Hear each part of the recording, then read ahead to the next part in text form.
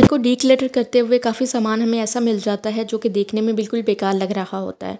रुकिए ज़रा, उसे फेंक मत दीजिए, बल्कि आज उसी चीज़ों को यूज़ करते हुए हम बहुत सारी ऑर्गेनाइज़र बना सकते हैं। जैसे आप उनको किचन में या अपनी वैनिटी पे यूज़ कर सकते हैं। ये जो मैं आपके साथ शेयर करने वाली हूँ ऑलमोस्ट आप सभी के पास होंगे, तो आप इन आइडियाज़ को फॉलो कर सकते हैं। इसके अलावा आप सबकी डिमांड पर मैंने किचन के काफ़ी सारे हैक इस वीडियो में कवर किए हैं। तो चलते हैं जी अपनी वीडियो की तरफ। अस्सलाम वालेकुम, welcome back to my channel. कैसे हैं आप सब लोग? सबसे पहला जो ऑर्गेनाइज़र है, ये देखने में इंतहाई खूबसूरत होगा और किचन में या कहीं आपकी डाइनिंग टेबल पे पड़ा हुआ भी बहुत खूबसूरत लगेगा। जिसके लिए आपको चाहिए डिस्पोजेबल कंटेनर, पुरानी चूड़ियाँ मेटल की चूड़ियाँ भी आपके पास होंगी जिसका कलर फेड हो चुका होगा। इसके अलावा आपको चाहिए होंगी आइसक्रीम स्टिक्स, या इनको कह सकते हैं पॉप्सिकल स्टिक्स।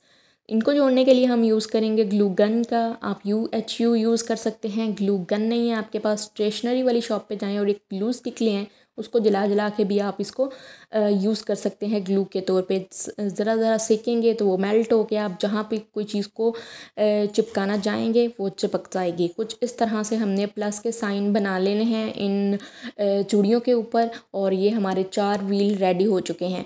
जो हमने डिस्पोजेबल कंटेनर का यूज़ किया था उसी को हमने उसी के साथ हमने ये चारों व्हील लगा देने हैं, और देखने में ये कुछ इस तरह से लगेगा।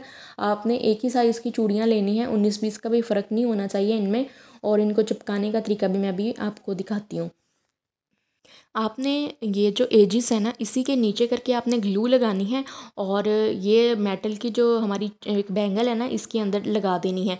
इससे ना ये इसी के नीचे नीचे रहेगी, एजिस के नीचे रहेगी, और इससे आपका ये जो है ना ये ऑर्गेनाइज़र बैलेंस रहेगा, और आपको पता मतलब मेजरमेंट अच्छे से आ जाएगी, क्योंकि ये एक ही जगह पे चिपकेंगी। और कुछ इस तरह करके ये हमारी बन गई है, वो थैला बन गया है जो लेके नहीं फिर रहे होते हैं बाज़ार बाज़ार गली गली चीज़ें बेचने के लिए। इसी थैले को हम यूज़ करेंगे अपने किचन के लिए या अपने डाइनिंग टेबल के लिए। कोई डेकोरेशन पीस इसके ऊपर रखा जा सकता है। मैंने इसको गोल्डन स्प्रे कर दिया है। आप कोई सा भी कलर स्प्रे पेंट इसको कर सकते हैं। गोल्डन मैंने करके ना इसके जो ये हमने आइसक्रीम स्टिक लगाई थी ना, उनको ब्लैक कर देना है, ताकि इसकी सही लुक बन जाए जैसे ठेले की रेडियों की होती है। यहाँ पर आप देखें जी, इसको मैंने ड्राई होने के लिए रख देना है। तो यहाँ पर हमारी ये जो रेडी थी ना, ये बनके तैयार है। कुछ इस तरह से गोल्डन पेंट किया था मैंने इसको। और अब मैं ना इसके जो व्हील्स हैं इनको प्रोमिनेंट करने के लिए, ताकि ये दूर से भी अच्छी सी रेडी नज़र आए, तो इसकी जो आइसक्रीम स्टिक्स थी ना, इसके ऊपर ब्लैक कलर का पेंट कर दूँगी। मैंने अपनी पिछली वीडियो में बताया था, ये एक्रेलिक पेंट जो है ना, मैंने दराज से ऑर्डर किए हैं। इनकी कीमत और लिंक मैंने अपनी पिछली वीडियो के डिस्क्रिप्शन में दे दिया था, आप लोग चाहें तो ख़रीद सकते हैं। यहाँ पर हमने ब्रश की मदद से इन स्टिक्स के ऊपर ये पेंट कर दिया है। तो अगर आप स्प्रे पेंट्स नहीं करना चाहते तो आप कोई सा भी कलर कर सकते हैं।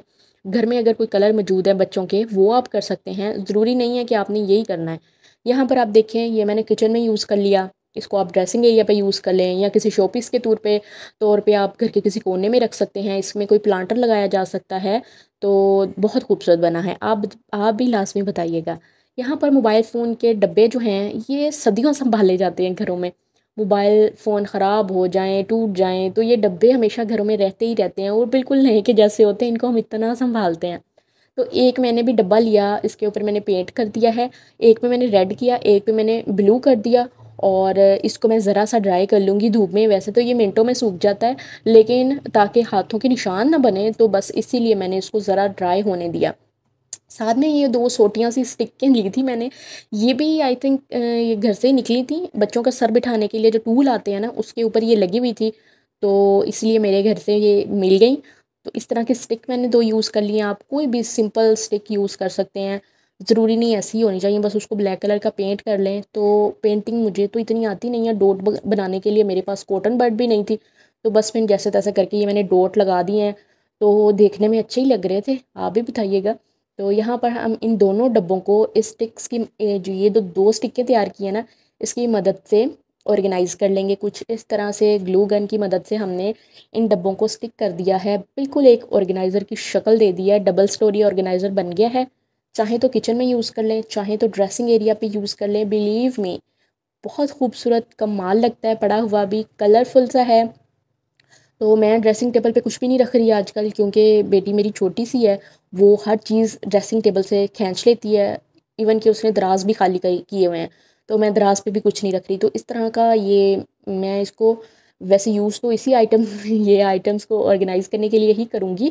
तो आप देख ही सकते हैं, ये हमारे पास काफ़ी सारी चीज़ें होती हैं जिसके लिए हम दराज से भी और लोकल मार्केट से भी ऑर्गेनाइज़र लेके आते हैं, ताकि हम अपनी चीज़ों को ऑर्गेनाइज़ करें।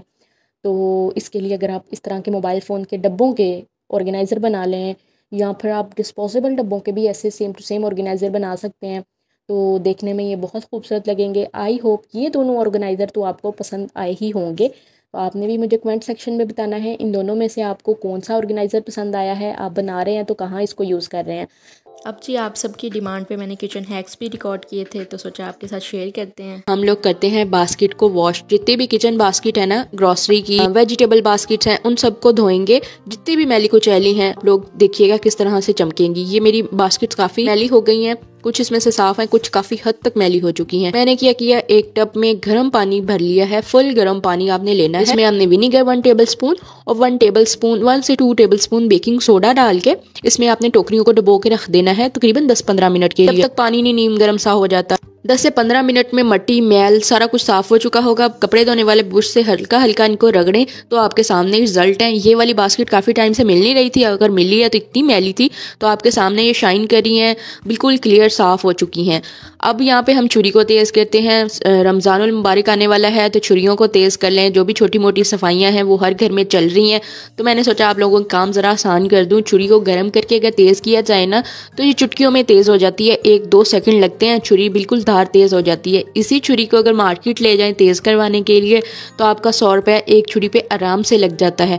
तो आप लोग देखेंगे ये किस कदर तेज हो चुकी है। मैं अभी आपको ना प्याज काट के दिखाती हूँ, इसकी धार काफी तेज हो चुकी है। यहाँ पे लगे हाथ आपको चॉपिंग बोर्ड का भी बता देती हूँ। इसके ऊपर कुछ भी चॉप करें ना तो ये खिसकता रहता है। इसके नीचे किचन टॉवल कोई भी कपड़ा वगैरह रख लें तो एक जगह फिक्स हो जाएगा, आप आराम से अपनी वेजिटेबल्स वगैरह कट कर सकते हैं। तो हमारी छुरी भी देखें किस कदर तेज हो चुकी है। अब इसके साथ आप क्या करेंगे, चॉपिंग बोर्ड के ऊपर बार बार छिलके ऊपर आते हैं। इसके लिए आपने इस तरह का खाली डब्बा, जो भी बच्चों के स्नैक वगैरह का होता है खाली, उसको फेंकने से पहले इधर लगा लिया करें।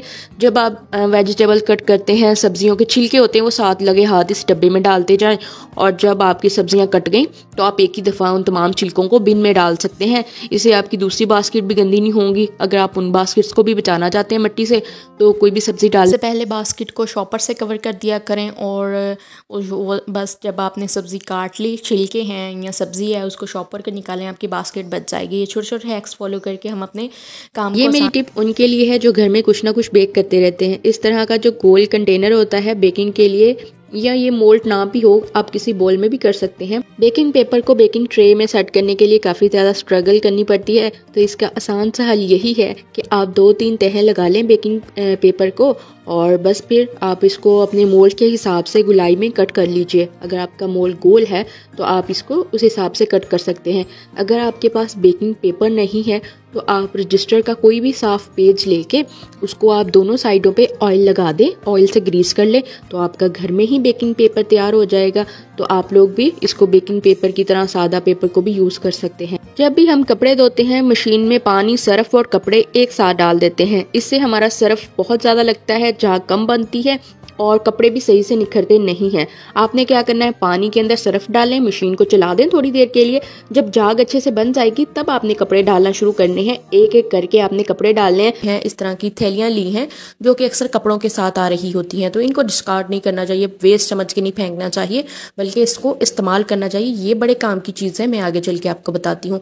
मैंने क्या किया है, 1 इंच आधा, बल्कि आधा इंच मैंने ऊपर इनको फोल्ड करके सिलाइयाँ लगा ली हैं, जो कि आपके सामने ही हैं। दोनों थैलियों को मैंने सिलाइयाँ लगा ली हैं। इन थैलियों को बनाने के लिए आप कोई भी लॉन के पुराने कपड़े या पुरानी बेडशीट का भी इस्तेमाल कर सकते हैं इन थैलियों को बनाने के लिए। और हमें चाहिए होंगी डोरियाँ, कोई भी डोरियाँ आप बच्चों के जंपर्स में से, उनकी हुडीज़ में से, या फिर बच्चों के जो शॉर्ट्स होते हैं उनके अंदर ऐसी डोरियाँ होती हैं। ये भी अक्सर जब ट्राउज़र हम लोग फेंक रहे होते हैं, पुराने हो जाते हैं, इनको डिस्कार्ड करते हैं तो डोरियाँ निकाल लेते हैं। तो सिंपली आपने आधा इंच सिलाई लगा के एक बॉक्स सा तैयार किया है, उसके अंदर इन डोरियों को डाल देना है और इस थैली को बना लेना है। अब ये थैली से हम करेंगे क्या? करना ये है कि गर्मियों में सब्जियां बहुत जल्दी पिलपिली हो जाती हैं, उनको सही से हम संभाल के रखेंगे तो ये ज़्यादा टाइम तक चलेंगे, हमारे पैसे वेस्ट नहीं होंगे। सब्जियां बहुत महंगी हैं और आगे चल के जैसे अब बकरा ईद आने वाली है तो टमाटर और भी महंगे हो जाएंगे। मैंने अपनी पिछली वीडियोज़ में टमाटरों को सही से स्टोर करने का तरीका बताया है। जब भी टमाटर सस्ते हों उनको आप काट के फ्रीज़ कर दें, जो कि मैं अपनी पिछली वीडियो में बता चुकी हूँ। तो हमारी इस वीडियो में हम कर ये रहे हैं कि हमने इस तरह थैलियाँ तैयार कर ली हैं जो कि कपड़े की हैं। इसमें हम सब्जियाँ डाल के स्टोर करेंगे फ्रिज में। इससे होगा ये, जितनी भी नमी होगी, मॉइस्चर होगा, वो ये थैलियाँ यानी ये कपड़ा अब्सॉर्ब कर लेगा और आपकी सब्जियाँ पिलपिली नहीं होंगी, लॉन्ग लास्टिंग चलेंगी। आप इसको महीना भी स्टोर कर सकते हैं तो ये बिल्कुल ख़राब नहीं होगी। अब जैसे हम किसी भी कार्डबोर्ड में डाल के रखते हैं, किसी भी हम पॉलीथिन में डाल के रखते हैं तो उनके अंदर नमी आ जाती है, क्योंकि पॉलीथिन नमी को अब्सॉर्ब नहीं करता, वो इन्हीं सब्जियों के ऊपर रहने की वजह से पिलपिलाहट आ जाती है। तो ये कपड़ा अब्सॉर्ब कर लेगा, इजीली आप इनको ज़्यादा टाइम तक स्टोर कर सकते हैं। तो बस जी अपने फूड बॉक्स के अंदर रख लीजिए।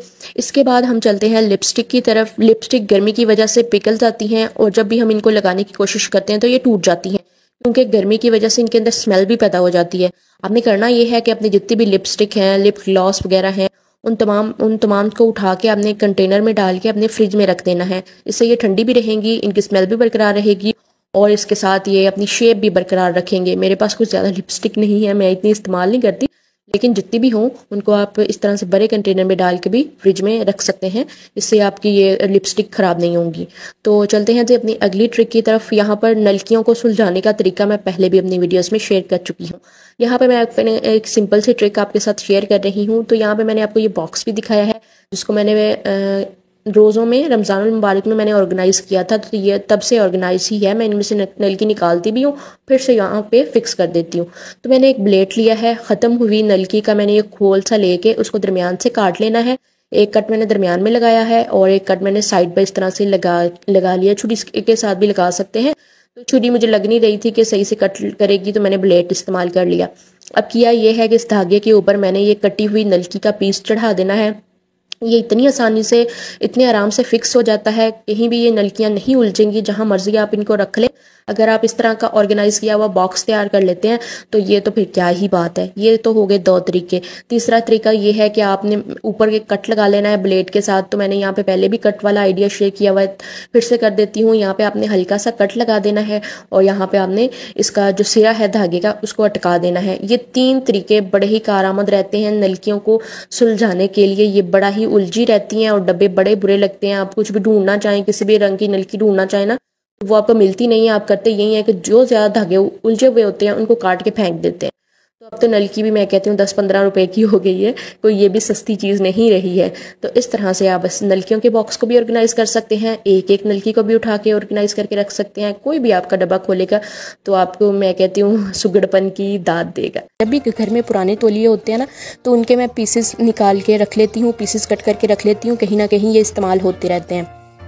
तो हमने जो पजामा कट किया था इसका मैंने नाड़ा भी निकाल लिया है और इसके मैंने 6 पीसेस कर लिए हैं। 6 पीसेस को मैं इस तौलिए के ऊपर लगा दूंगी कुछ इस तरह से। ये दोनों साइड पे मैं लगाऊंगी और लगाने के बाद मैंने जब ये वाइपर के ऊपर लगाया ना तो ये सही से फिक्स नहीं हुआ, ये थोड़ा सा बड़े साइज़ में बन गया था। तो मैं फिर से इसको दरमियान में से कट करके ना सिलाई लगा के जोड़ दूंगी और मैं स्ट्रिप्स को हटाना नहीं चाहती थी, तो इसलिए मैंने दरमियान वाला पार्ट निकाल दिया। अब बेसिकली ये हमारे पास एक मोप भी बन गया, एक वॉल क्लीनर फाइबर डस्टर भी बन गया।